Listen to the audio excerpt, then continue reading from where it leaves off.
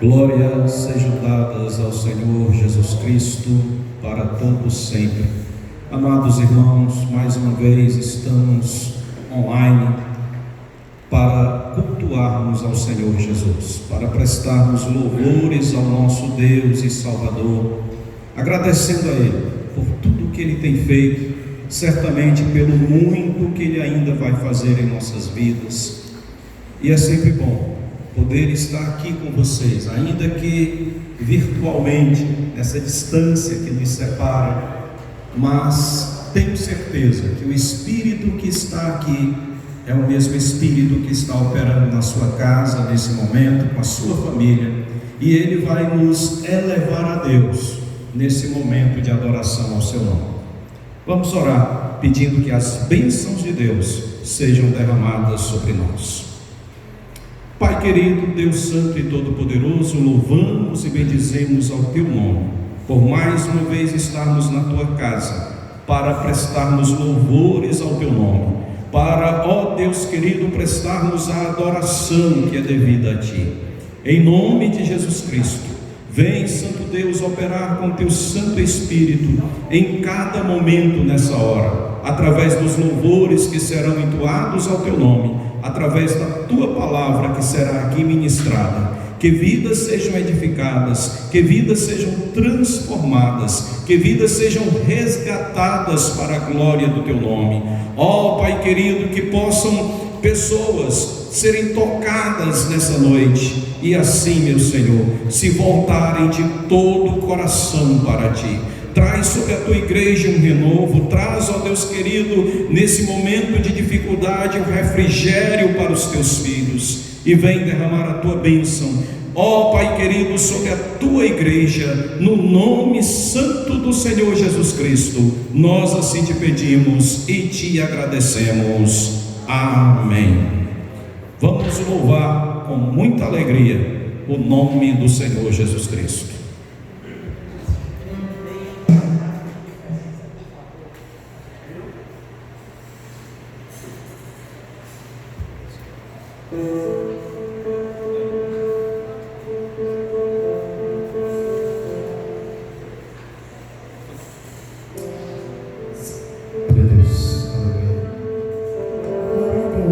Nós saudamos a todos os nossos irmãos que estão nos assistindo em casa com a paz do Senhor Jesus.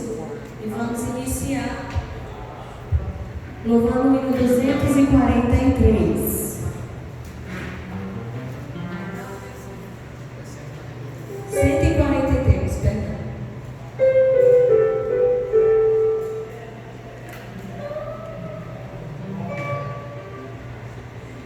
Tu és pra mim um verdadeiro amigo.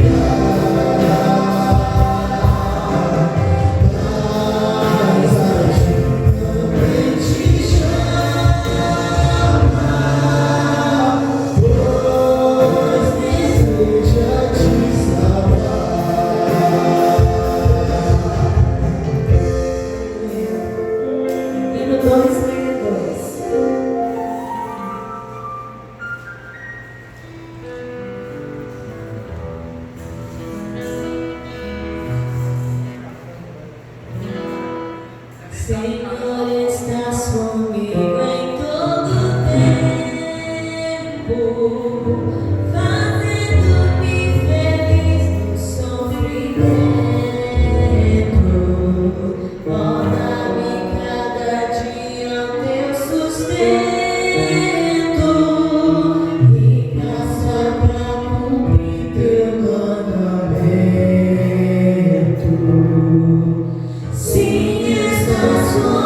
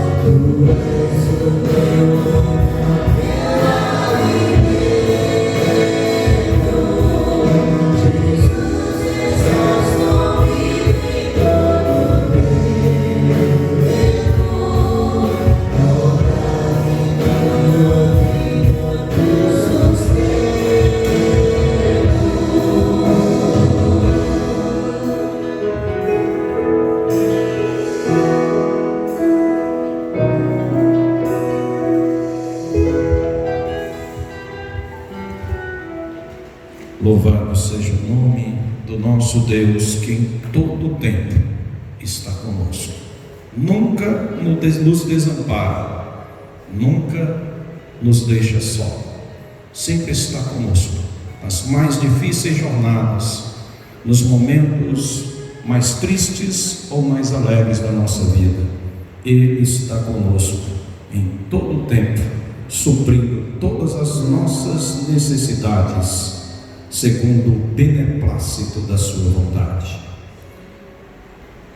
Quero trazer para a nossa reflexão, dando continuidade aqui aos estudos que temos trazido, as mensagens, a sequência de mensagens que temos trazido no Sermão do Monte. Nós vamos aqui para o capítulo 7.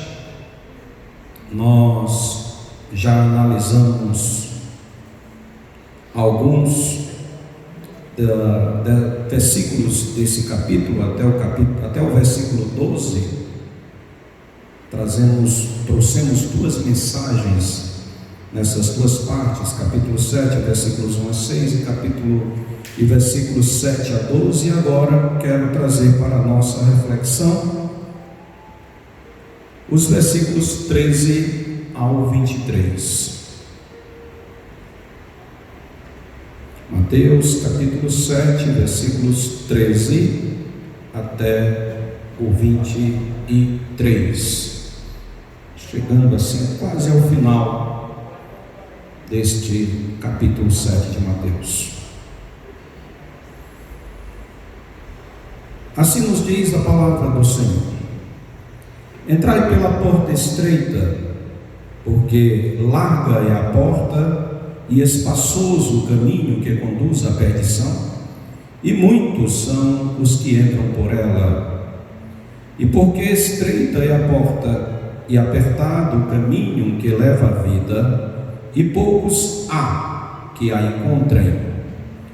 Cautelai-vos, pois, dos falsos profetas, que vêm até vós vestidos como ovelhas, mas interiormente são lobos devoradores. Por seus frutos os conhecereis. Porventura, colhem-se uvas de espinheiros ou figos dos abrolhos? Assim, toda árvore boa produz bons frutos, e toda árvore má produz frutos maus. Não pode a árvore boa dar maus frutos, e nem a árvore má dar bons frutos. Toda árvore que não dá bom fruto, corta-se e lança-se no fogo. Portanto, pelos seus frutos os conhecereis. Nem todo o que me diz Senhor, Senhor entrará no reino dos céus, mas aquele que faz a vontade do meu Pai que está nos céus.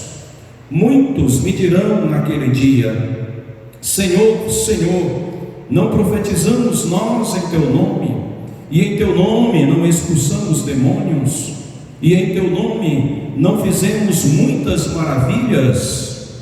E então lhes direi abertamente: nunca vos conheci, apartai-vos de mim, vós que praticais a iniquidade. Oremos. Pai glorioso, Deus santo e todo-poderoso, mais uma vez nos colocamos na tua presença. Que tu venhas pelo teu Santo Espírito nos guiar, ó Deus querido, em logo mais um momento de reflexão na tua palavra. Que tu nos conduza, ó Deus querido, ao aprendizado perfeito, através do ensino do teu Santo Espírito em nossas vidas. Que ele faça fluir a tua palavra em cada coração e que ela, assim, Senhor, produza frutos em cada vida que a escutar. Em nome de Jesus Cristo, meu Deus, também abençoa o teu povo que tem cooperado, que tem investido na tua obra, mesmo nesse momento, ó Deus querido, de dificuldades econômicas, de dificuldades de saúde, meu Senhor, mas o teu povo tem se mantido fiel. Então, Pai querido, abençoa o meu irmão, a minha irmã, que se prepara para contribuir com a tua obra nesse momento, ou o meu irmão e a minha irmã que tem contribuído em outros momentos, trazendo seus dízimos, as suas ofertas à tua casa, meu Senhor, seja através da transferência bancária, seja através, ó Deus querido, de vir à tua casa, deixar a oferta, ou receber um dos nossos obreiros, dos nossos irmãos em sua casa. Meu Senhor, que tu abençoes, continue derramando da tua graça sobre os teus filhos, sobre as famílias deles, meu Santo Deus, que têm sido fiéis a ti, que não têm deixado, Deus querido, de investir no teu reino para a glória do teu nome santo. Também te pedimos, ó Deus querido, por aquele que não tem com que contribuir, que tem o prazer, mas nesse momento encontra-se em uma situação difícil, meu Senhor, meu santo Deus, que tu venhas abrir uma porta para esta vida, que tu venhas, ó Deus querido, prover as necessidades desse irmão, dessa irmã nesse momento. Ó Deus querido, mobiliza corações, toca em vidas, para que o teu servo seja assistido para a glória do teu nome santo. Traz a saúde, ó Deus querido, sobre aqueles que estão enfermos nessa hora. Sim, meu Deus, nós oramos a ti por aqueles que estão acamados, por aqueles, ó Deus querido, que foram infectados por esse vírus terrível. Meu santo Deus, tem misericórdia, derrama o teu bálsamo de vida sobre eles, derrama o teu bálsamo de cura sobre eles, meu Deus, e sara todo o mal, em nome do Senhor Jesus Cristo, teu Filho amado. Meu Pai querido e santo, recebe a nossa oração e continua derramando a tua bênção sobre as autoridades desta nação, dando a elas, ó Deus querido, a tua direção sobre como, ó Deus querido, deverão agir diante de tantas dificuldades, diante de tantos problemas, a fim, Deus querido, de que aqueles que são mais, ó Deus querido, aqueles que mais sofrem nesse momento, eles não venham, Deus querido, a padecer além daquilo que é preciso, além do que é necessário. Ó Deus, tem misericórdia, em nome de Jesus Cristo, meu Pai querido, nós assim te suplicamos e te agradecemos. Amém. Vamos louvar ao Senhor com mais 2 hinos nesse momento, enquanto os irmãos em casa agora podem também contribuir, trazer a sua oferta para o tesouro da casa do Senhor. Você pode ligar para nós, como já temos avisado, passar um WhatsApp para nós e fazer a transferência bancária ou um depósito. Tira o print, passa para o nosso WhatsApp ou liga para nós e nós providenciaremos alguém para ir até a sua casa. Em nome do Senhor Jesus, contribua com alegria, porque Deus ama aquele que assim o faz.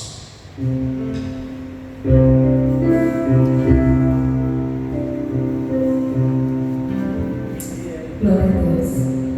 Mais uma vez nós convidamos você a louvar o Senhor conosco.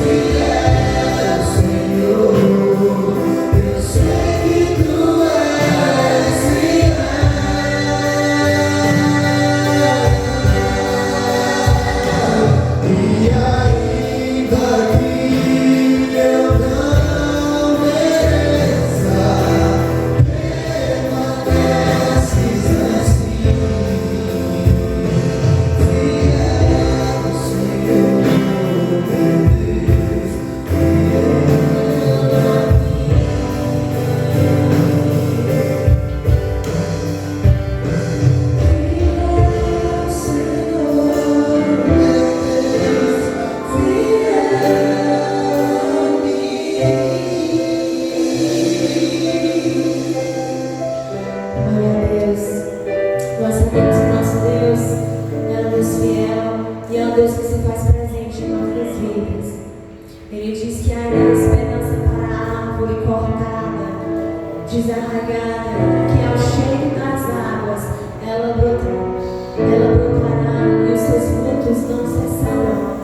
Hoje você pode fazer dessa canção a sua oração e pedir que os rios de água viva fluam do seu interior pelo Espírito Santo, que Deus sacie a sua sede e traga o refrigério que a sua alma necessita. Existe um rio, Senhor, que flui do teu amor, águas que correm do trono.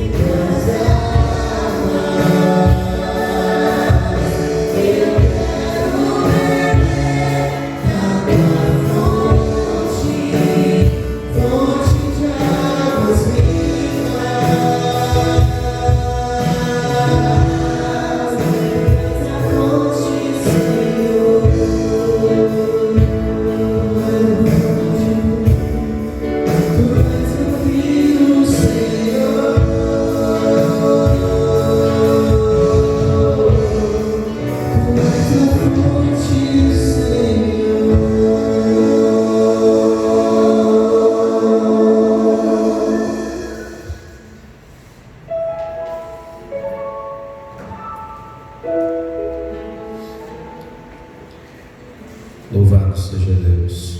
Ele é a fonte, Ele é o rio, Ele é o caminho, Ele é a verdade, Ele é a vida, Ele é o nosso Salvador, o nosso Redentor.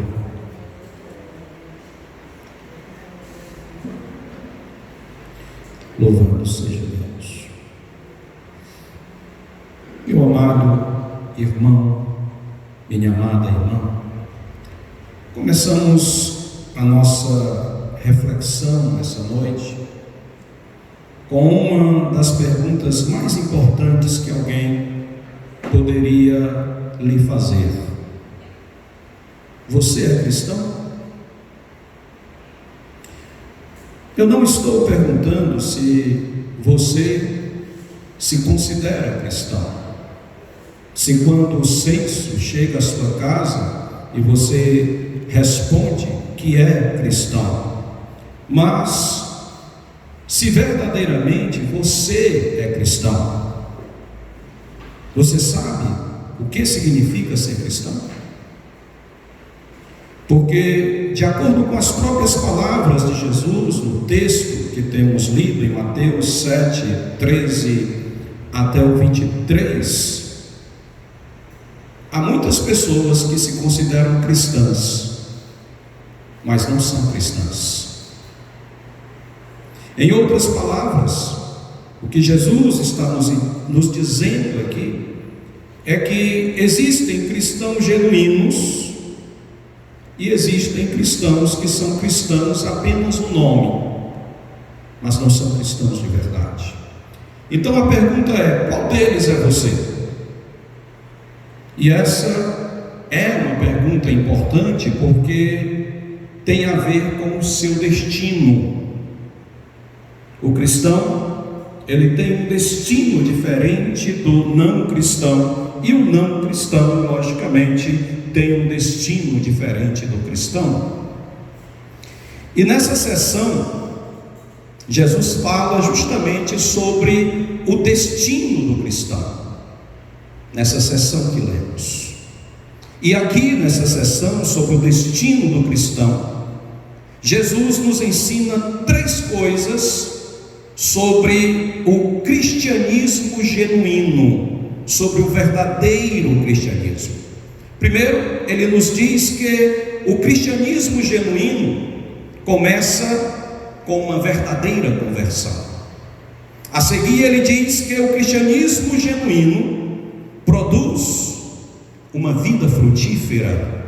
E por fim, ele declara que o cristão genuíno termina com um julgamento favorável. E Jesus faz isso usando várias ilustrações que envolvem pares contrastantes. Ele fala de 2 portas que levam a 2 caminhos diferentes. Ele fala de 2 árvores produzindo tipos de frutos diferentes. E finalmente, ele fala de 2 profissões de fé, resultando em 2 destinos diferentes. Ao fazer isso, ele apresenta para os seus discípulos, para nós, 3 marcas do cristianismo genuíno. Então, vamos olhar a primeira marca do cristianismo genuíno. O cristianismo genuíno começa com uma verdadeira conversão. Jesus nos ensina isso usando a ilustração de 2 portas que levam a 2 caminhos diferentes. Veja aí os versículos 13 e 14, onde Jesus diz: entrai pela porta estreita, porque larga é a porta, e espaçoso o caminho que conduz à perdição, e muitos são os que entram por ela. E porque estreita é a porta e apertado o caminho que leva à vida, e poucos há que a encontrem. Como falamos, o cristianismo genuíno começa com uma verdadeira conversão. A Bíblia ela sempre foi insistente nesse fato de que existem apenas 2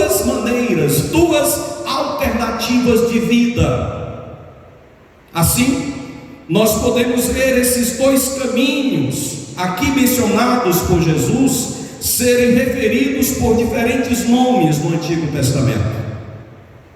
Ele nos fala, por exemplo, do caminho dos ímpios e do caminho dos justos, do caminho da loucura e do caminho da sabedoria, e do caminho da morte e do caminho da vida. E aqui Jesus nos dá um novo vocabulário. Ele chama essas duas alternativas de caminho espaçoso e caminho apertado. Mas ele começa com um comando urgente, dizendo: entrai pela porta estreita. Em outras palavras, Jesus está dizendo a você que você precisa tomar uma decisão. Há apenas um acesso para o caminho apertado, e esse acesso é através da porta estreita. Se você quiser percorrer o caminho apertado, você deve passar primeiro por essa porta, e a porta é estreita. E a razão pela qual a porta é estreita é que existe apenas um caminho que leva a Deus, e esse caminho é Jesus. Em João capítulo 10, versículo 9, Jesus diz: eu sou a porta, quem entra por mim será salvo. E no capítulo 14 do mesmo evangelho de João, no versículo 6, Jesus declara: eu sou o caminho, não um caminho, mas o caminho, a verdade e a vida. Ninguém vem ao Pai a não ser por mim. Então, por que a porta é estreita? Porque você só pode ir a Deus através de Jesus. Não há outras alternativas, não há outras portas, só existe uma porta, ela é estreita, e essa porta é Jesus. Mas a porta também é estreita, porque para passar por ela você precisa apertar-se. Ou seja, você não pode conduzir bagagens para passar por ela, e nem você pode levar consigo a gordura representada pelos prazeres da vida consigo. Quando você vem a Deus pela fé em Jesus, você não pode trazer nada com você. Você é convidado a deixar, a jogar o seu fardo, a sua bagagem fora, e tomar apenas e unicamente o fardo de Jesus, o jugo de Jesus, que é suave e leve. E isso significa que há um custo para seguir a Cristo. Você deixa para trás o seu orgulho, as suas obras, as suas antigas lealdades. Você se arrepende do seu pecado, e você remove, ou deve remover, tudo que está em seu caminho, obstruindo o seu acesso a Jesus. Você vem a Deus simplesmente pela fé em Jesus Cristo. Por isso Jesus diz: entrai pela porta estreita, eu sou a porta. E então Jesus diz que você deve fazer isso na metade do versículo 13, ou por que você deve fazer isso. Na segunda metade do versículo 13, ele declara: porque larga é a porta e espaçoso o caminho que conduz à perdição, e muitos são que entram por ela. Então entre pela porta estreita. E você pergunta por quê? Porque a porta larga leva ao caminho espaçoso que conduz à perdição. E eu quero que você note aqui algumas coisas sobre esse caminho espaçoso. Em primeiro lugar, note que é fácil de encontrar esse caminho. É muito fácil encontrar a porta larga, e muito mais fácil encontrá-la do que uma porta estreita. E na verdade você nem precisa fazer nada para andar no caminho espaçoso, porque na verdade você já se encontra nele, você nasceu nele, e a menos que você entre pela porta estreita, você morrerá nele. Em seguida, observe que esse caminho espaçoso que Jesus fala aqui, ele está cheio, ele representa o caminho do mundo, e há muitas pessoas transitando nele. Mais uma vez, não é preciso nenhum esforço para seguir o caminho espaçoso, ele é amplo, ele é fácil de se viajar por ele, mas é um caminho enganoso, e é um caminho que leva à destruição. Provérbios no capítulo 14, versículo 12 nos diz: há caminho que parece certo ao homem, mas no final conduz à morte. Entenda uma coisa: todo caminho leva a algum lugar, e o caminho espaçoso é literalmente a estrada para o inferno. Jesus diz para você entrar pela porta estreita, não apenas porque o caminho espaçoso leva à sua destruição, mas também porque o caminho apertado, ele conduz à vida. Veja o versículo 14 novamente, onde Jesus diz: e porque estreita é a porta, e apertado o caminho que leva à vida, e poucos há que a encontram. O caminho apertado não é uma estrada fácil. Isso porque o cristianismo envolve fazer escolhas difíceis, escolhas que são questionáveis à razão humana.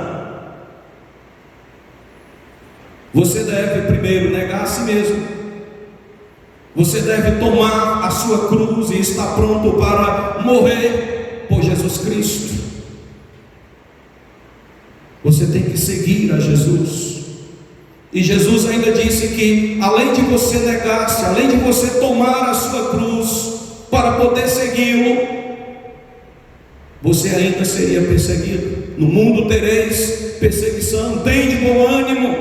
Mas Jesus disse: vocês vão ter perseguição, vocês serão perseguidos por causa do meu nome. Então, por que o caminho é apertado? Porque como cristão, você deve seguir a Jesus, e somente a Jesus, e aos seus ensinamentos, e somente aos ensinamentos dele. No caminho espaçoso é diferente, você pode fazer o que quiser, mas no caminho apertado, você vive única e exclusivamente para agradar a Deus. Então seja honesto agora. Você prefere fazer aquilo que você quer, ou que alguém dite a você o que você deve fazer? A maioria de nós, é claro, prefere fazer aquilo que nós queremos. Daí porque são poucos que entram pela porta estreita, porque entrar pela porta estreita implica em renúncia da minha vontade pessoal, renúncia das minhas próprias escolhas pessoais. Já não sou mais eu quem decido, é Cristo quem decide por mim. Já não sou mais eu quem vivo, é Cristo quem vive em mim. Por isso que o caminho apertado é difícil. E agora você sabe também porque Jesus aqui diz, no versículo 14, que são poucos que acham esse caminho. Então, se o caminho apertado é difícil, você pode perguntar: por que se preocupar em tomá-lo? Porque ele é o único caminho que leva à vida. Há uma vida alegre no Espírito agora, e há uma vida eterna no reino de Deus. E é interessante notar também aqui que há um paradoxo, porque o caminho mais fácil é, na verdade, o caminho mais difícil. E o caminho mais difícil é realmente o caminho mais fácil. Como Jesus disse em Mateus capítulo 11, versículo 30, o meu jugo é suave, o meu fardo é leve. O caminho espaçoso é impossível de você perder, porque simplesmente você já está nele. Já o caminho apertado é fácil de perder, porque para andar nele, você precisa passar pela porta, e a porta é Jesus. Poucas pessoas o acham, porque poucas pessoas também o procuram. A salvação, então, entenda, ela é tão estreita quanto Jesus, mas ela é tão ampla quanto o mundo.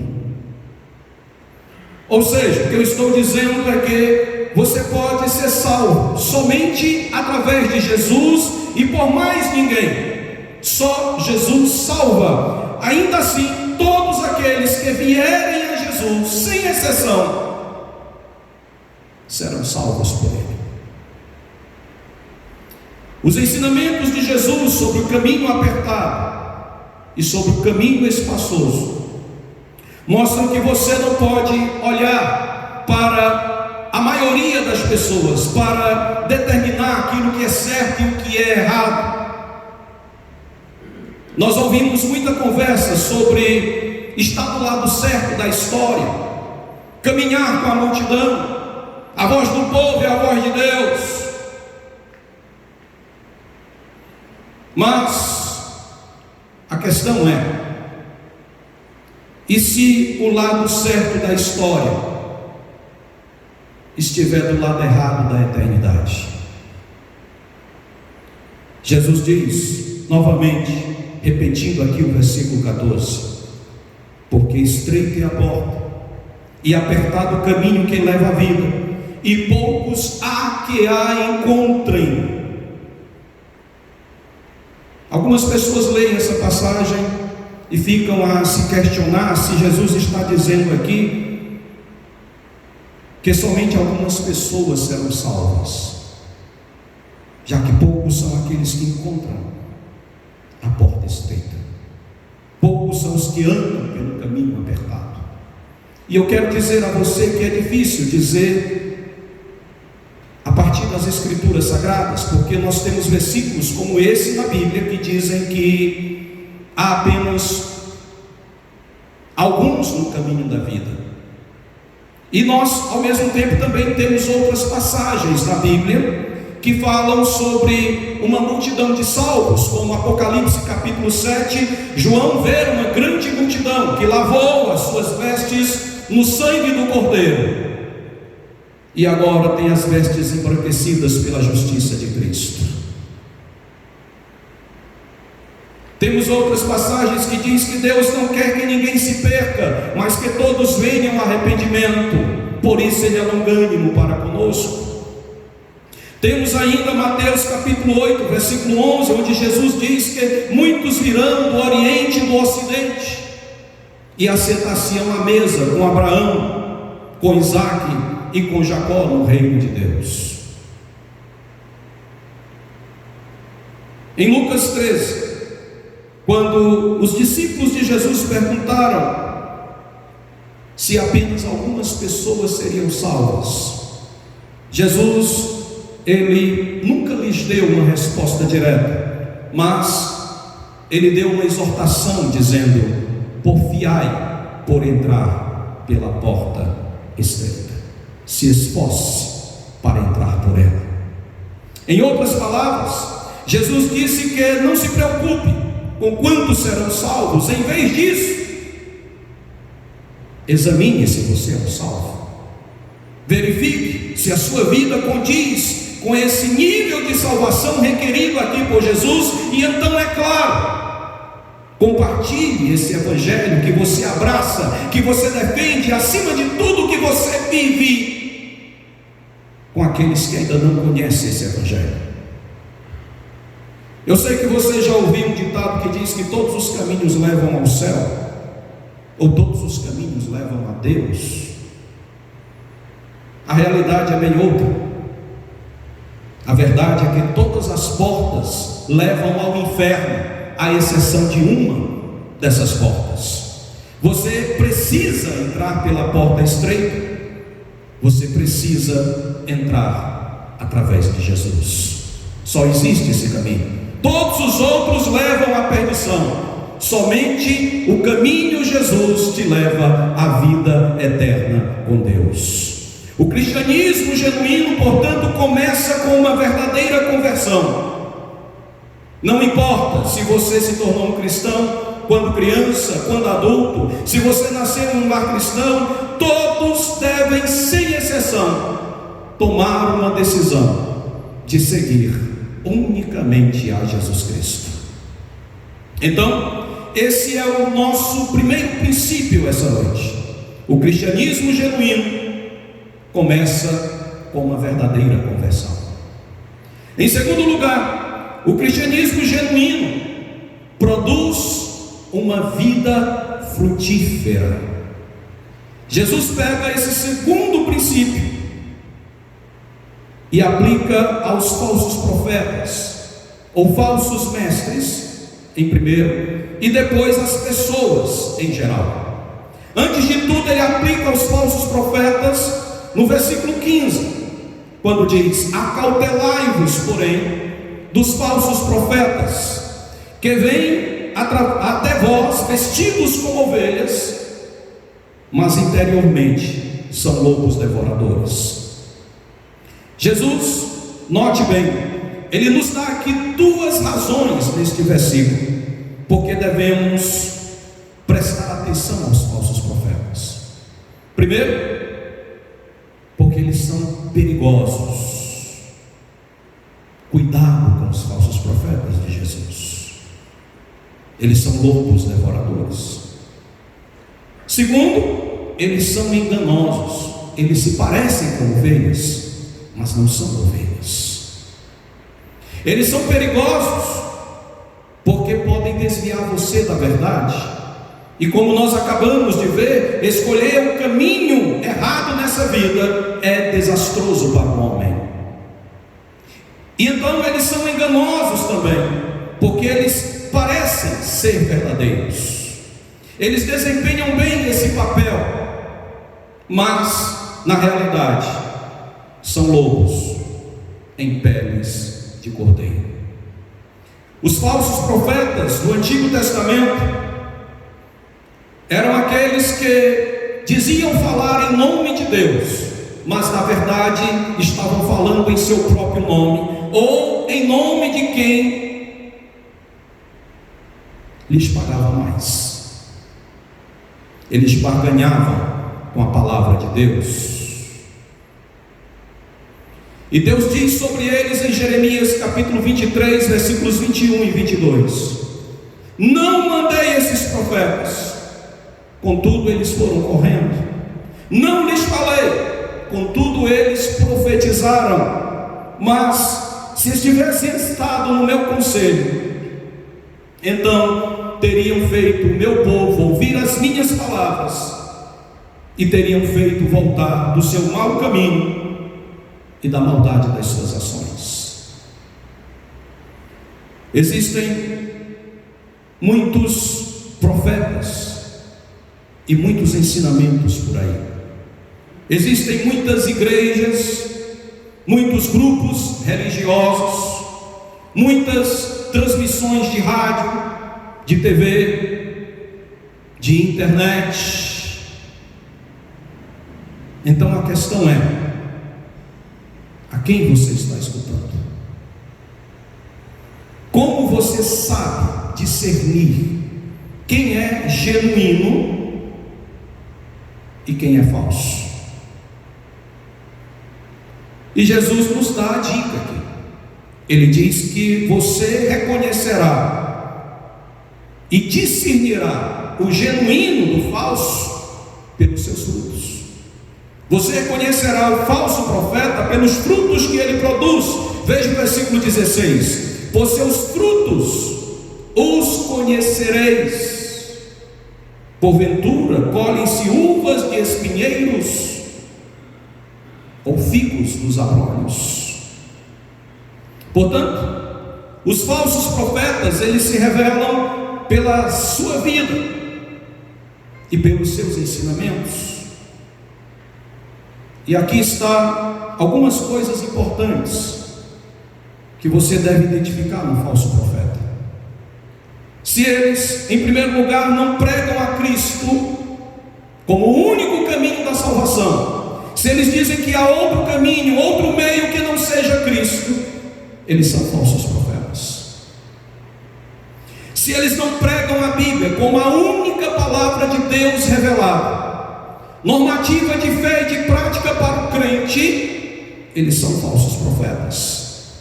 Se eles não pregam a obediência a Cristo e sobre o julgamento de Deus pelo pecado, eles são falsos profetas.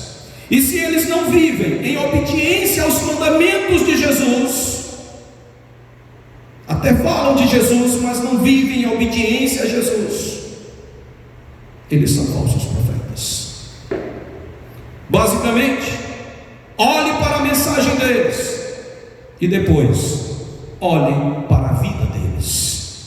Se eles são um falso profeta, as suas palavras e as suas ações acabarão finalmente por traí-los.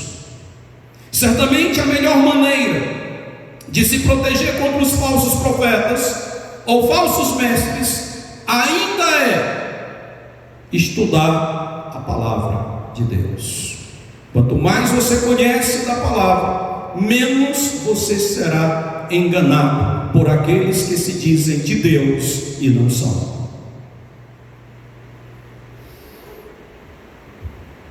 Porque uma coisa é certa: depois de você conhecer a coisa real, você não será enganado pela falsa. Você o reconhecerá pelos seus frutos. Então, como falamos, primeiro Jesus aplicou esse princípio aos falsos profetas, e depois ele aplica esse mesmo princípio a todas as pessoas de um modo geral. Veja aí agora os versículos 17 e 18, onde Jesus diz: assim, toda árvore boa produz bons frutos, e toda árvore má produz frutos maus. Não pode a árvore boa dar maus frutos, e nem a árvore má dar frutos bons. O que é que Jesus está dizendo aqui? Que se você é cristão, isso vai aparecer na sua vida. As pessoas vão ver que você é cristão. O seu testemunho corroborará com a sua profissão de fé, com as suas palavras. Haverá uma mudança em sua vida. Você dará bons frutos, o fruto do Espírito Santo, o caráter de Cristo sendo moldado a cada dia em você. Você crescerá espiritualmente em obediência a Cristo e às suas palavras. Mas note bem, Jesus nos diz que nem todos são uma árvore boa. Existem árvores ruins também.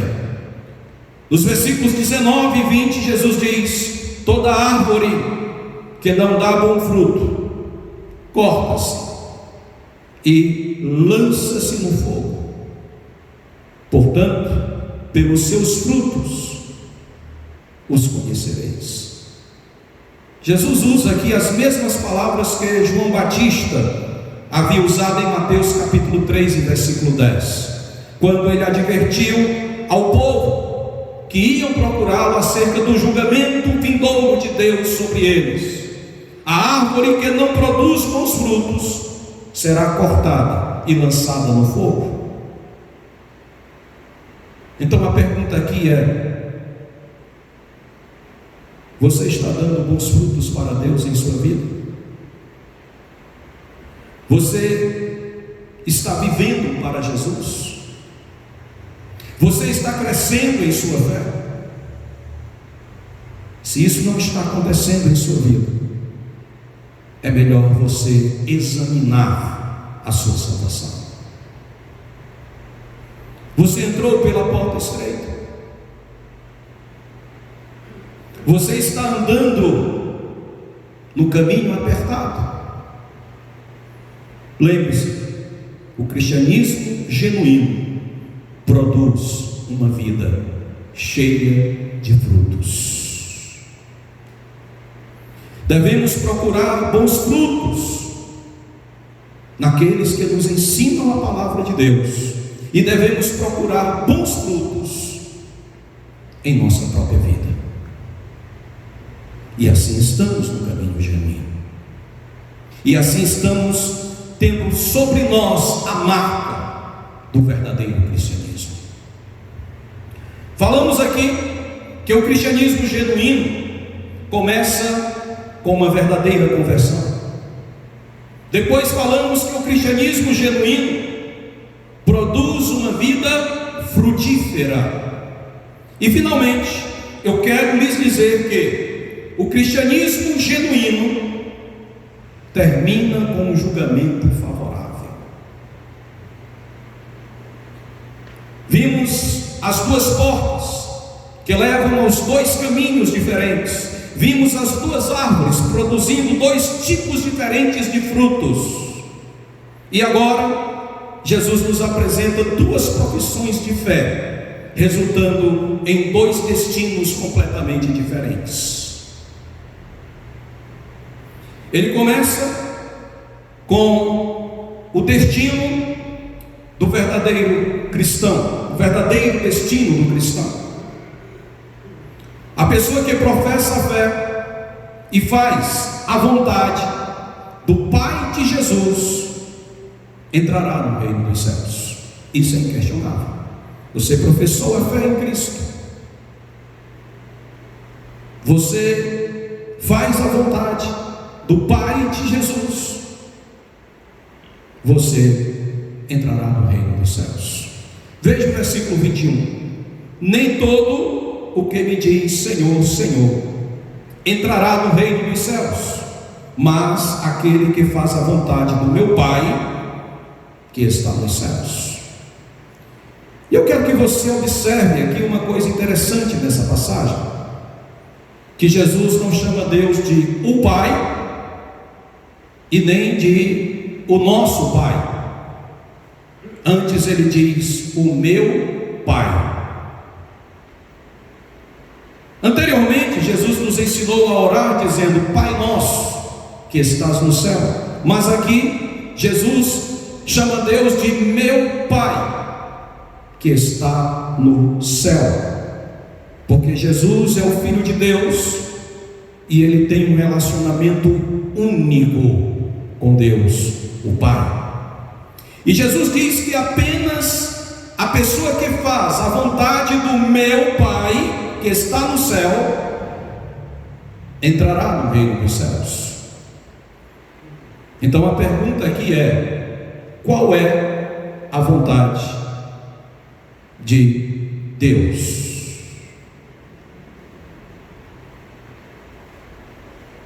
E a resposta é crer em Jesus Cristo. Lemos em João capítulo 6, versículos 28 e 29, Jesus falando a uma grande multidão, dizendo, quando a multidão lhe pergunta, na verdade, o que precisamos fazer para realizar as obras que Deus requer? É a pergunta da multidão a Jesus. E Jesus responde: a obra de Deus é essa, crer naquele que Ele enviou. É claro que a vontade de Deus para nós também é revelada nos ensinamentos de Jesus, como aqui no Sermão do Monte, os capítulos 5 a 7 de Mateus, como também em várias outras passagens do Novo Testamento. Acreditar verdadeiramente significa obedecer. É impossível viver uma fé destituída de obediência naquilo que se crê.